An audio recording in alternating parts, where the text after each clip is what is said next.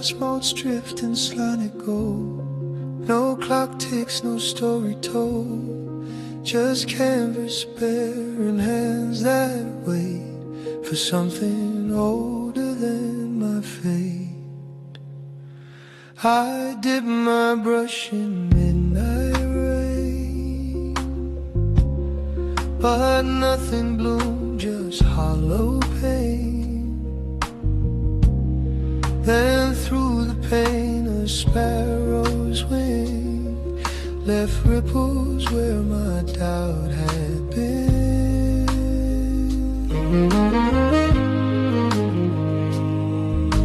The wind don't ask for perfect lines, it only asks that you align. I'm not the maker, I'm the door. The sky pours through me, nothing more. Each stroke a breath the forest gave to paint the light I couldn't save.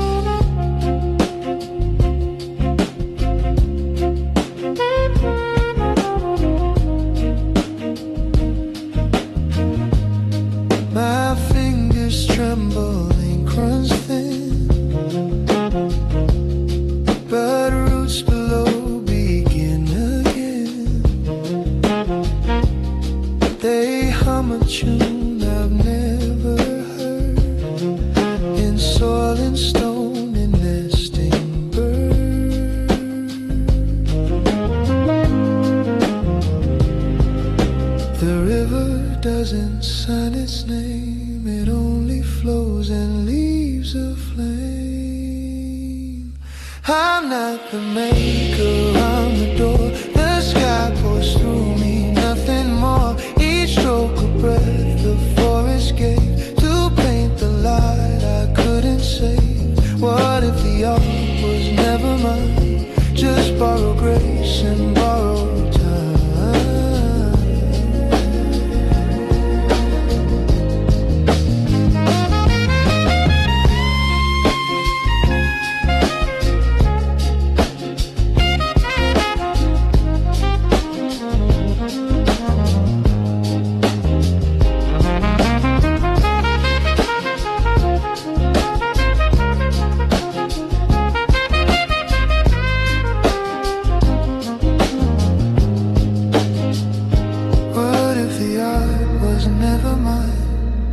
borrow grace and borrow time. I'm not the maker, I'm the door. The sky pours through me, nothing more. Each stroke a breath the forest gave to paint the light I couldn't save. Just let it flow.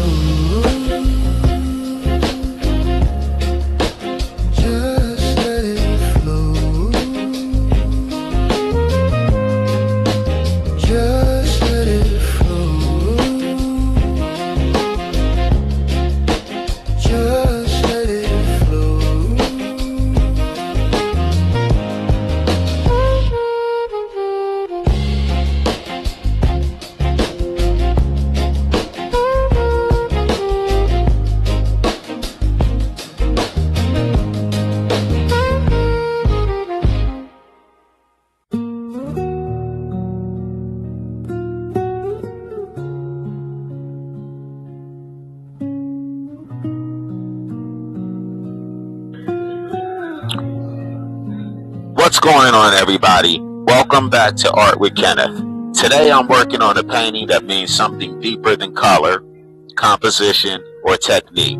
This is a 4-foot by 8-foot oil painting on Luan. And this piece is rooted in a real chapter of American history that a lot of people don't talk about enough. Before the Civil Rights Movement in the 1960s, Black Americans had to build our own systems to survive everyday life. And one of the biggest systems was transportation. Black-owned cab companies, black-owned bus companies, black drivers, and black-owned services that served black neighborhoods because in many parts of America, white companies either refused to serve black people or made travel unsafe. So our people did what we always do. We built our own. And these transportation businesses weren't just about getting from one place to another. They were lifelines. They were protection. They were community. They helped people get to work, get to church, get to a hospital, get to school, get to family, and most importantly, get home safely. This is Painting the Green Book, Black-Owned Cabs, Buses, and a Forgotten Economy, Part 1, on Art with Kenneth on YouTube. Now this connects directly to one of the most important documents of black travel history. The Negro Motorist Green Book. A lot of people have heard that name, but most people don't truly understand what it meant. The Green Book wasn't just a travel guide or a little booklet people carried for convenience. It was a survival map. It was protection. It was the difference between being safe and being stranded in the wrong place at the wrong time. It listed black-friendly hotels, diners, restaurants, gas stations, repair shops, and tourist homes and safe stops for black travelers moving through a country that was filled with segregation, humiliation, and real danger. During this era, you could have been driving down a highway and not even know the next town was a sundown town. You could pull up into a gas station and be refused service. You could walk into a restaurant hungry and tired and be told you're not welcome. You could stop at a hotel with money in your pocket and be turned away. And if you ran out of gas or your car broke down, being stuck wasn't just inconvenient, it could be deadly. That's why the Green Book mattered. It was a quiet code passed from one black traveler to another saying, here's where you can go, and here's where you'll be safe. But what the Green Book also represented was something even bigger than travel. It represented a thriving black business ecosystem, a hidden economy that existed because segregation forced black people to build our own world. Inside those pages were real places that became lifelines for travelers, entertainers, salesmen, families, and workers. The Green Book listed famous black-owned and black-friendly locations like the Hotel Teresa in Harlem, known as the Waldorf of Harlem, where celebrities and leaders stayed when they were not welcomed elsewhere.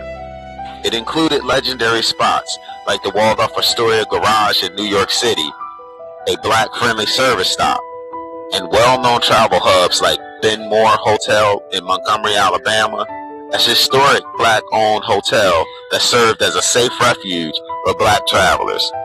It listed safe lodging along A.G. Gaston's Motel in Birmingham, tied to the powerful black business legacy of A.G. Gaston. It also included popular black entertainment destinations, such as the Dunbar Hotel in Los Angeles, where black musicians and performers stayed during the jazz era, and locations like the Booker T. Washington Hotel in San Francisco, one of the most well-known black hotels on the West Coast. These were more than buildings, they were safe ground.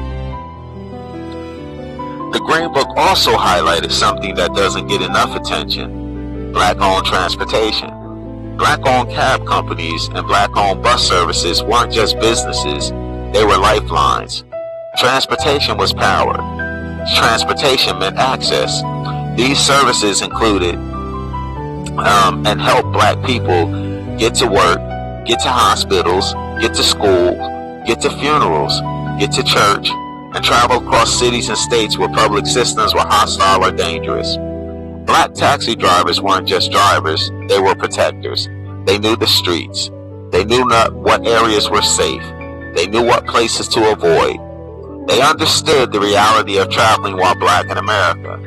During this time, travel wasn't casual. Black families planned their routes carefully, packed food and water, mapped their stops, and made sure they knew where they could refuel, eat, and sleep. In that world, the Green Book was not optional, it was necessary. And here's where the story becomes complicated. With the civil rights movement gained momentum and integration opened doors, it was progress. Real progress that should have happened long before it did. Black people fought, marched, suffered, and died for basic rights that should have never been denied. Integration meant we could finally eat at restaurants that once refused us, stay in hotels that once turned us away, and enter spaces that were once forbidden. But history is never simple, because integration also created an unintended consequence. Many black families began spending money in white-owned businesses for the first time, not because they stopped valuing black businesses, but because access changed behavior. And white-owned businesses had more money, more advertising, more locations, and more power. Over time, many black-owned hotels, restaurants, service stations, and transportation businesses began to disappear. A hidden black economy that once supported entire communities started to fade. That's why the Green Book is so important. It's not just history, it's proof.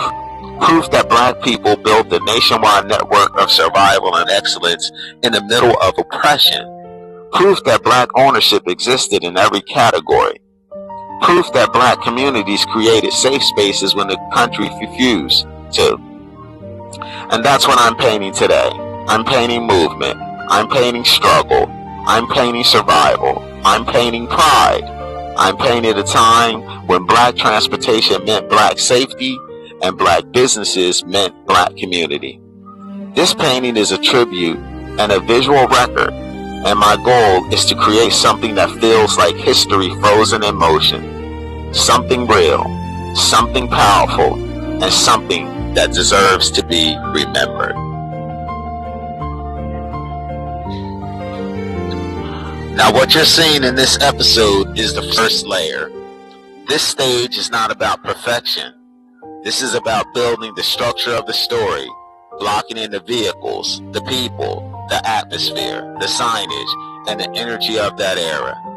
And even though this is loose right now, you can already see the world forming. You can see the bus, you can see the cab, you can see the street life, you can feel the movement. And in part 2, I'm going to come back and push this painting further, adding sharper detail, more signage, including more of the business names that connect directly to the Green Book era. But even when it's finished, I want it to stay expressive, loose, alive, because that's what history feels like.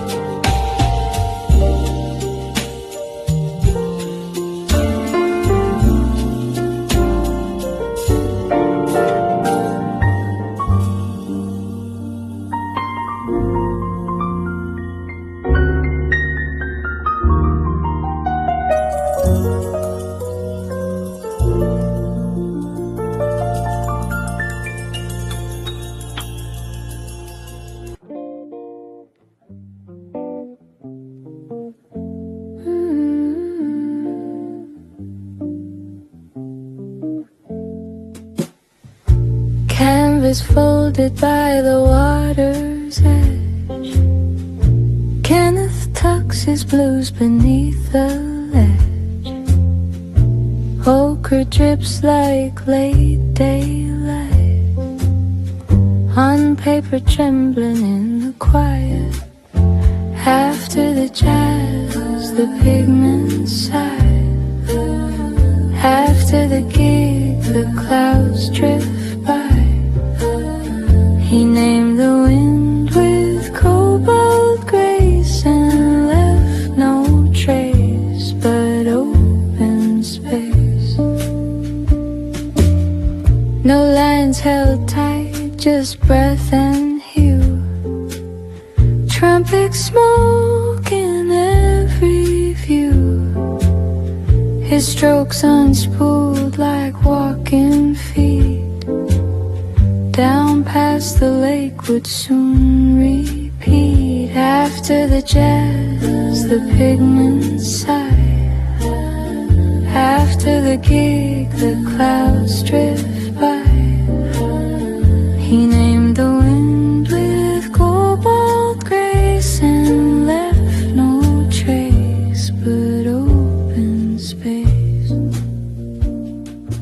You're watching Art with Kenneth. The world of art seen through the eyes of an artist who truly lives it.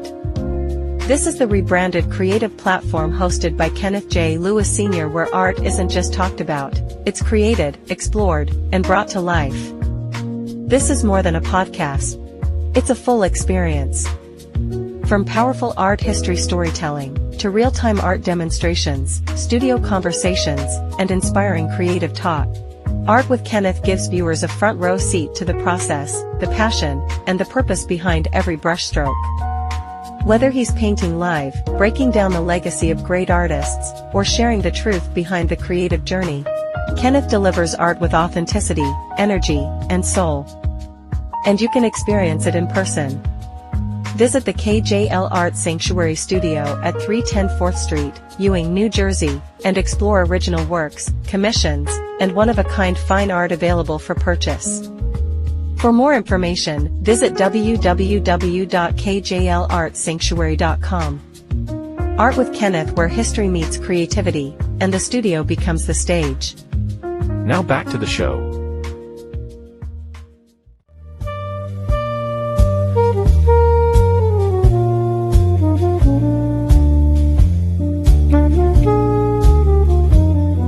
The bench holds where he used to stand. Two titles written in shifting sand. One for sound that wouldn't stay. One for how the colors play. After the jazz, the pigments sigh. After the gig, the clouds drift by. He named the wind with cobalt grace and left no trace but open space. After the jazz,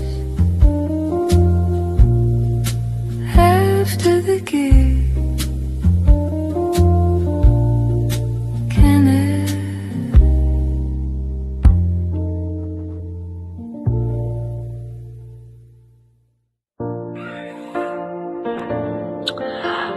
At this stage, I'm laying in the foundation of the vehicles and story.